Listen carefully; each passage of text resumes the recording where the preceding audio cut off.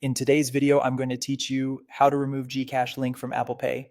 By the end, you'll know exactly how to disconnect Gcash from your Apple ID on your iPhone and what to do if the remove option isn't available. Make sure you're signed in on your device and have internet access, since Apple may ask you to authenticate. Start by opening the Settings app on your iPhone. At the very top, tap the banner with your Apple ID. This takes you into your account area where all your Apple services and payment details live.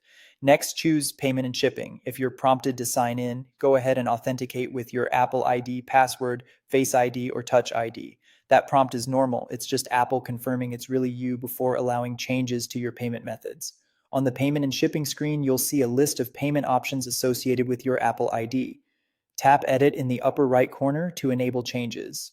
Now, find your Gcash payment method in the list. It should be labeled clearly. Tap it to select, then choose Remove Payment Method. You'll see a confirmation pop up, confirm to finalize the removal. Once you confirm, Gcash should disappear from your list. That means it's no longer linked to Apple Pay or used for App Store and iTunes purchases on this Apple ID.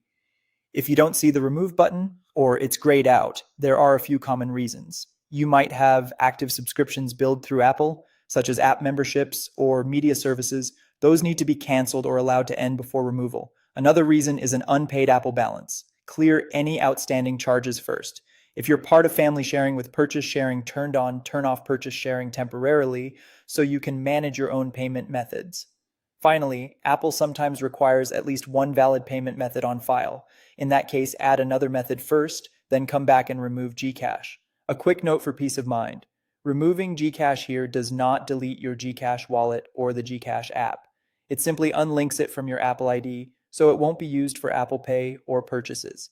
If you ever want to use it again, you can return to Payment and Shipping and add it back later, and that's it. If you found this tutorial helpful, don't forget to like this video and subscribe to my channel for more Apple Pay tips and tutorials.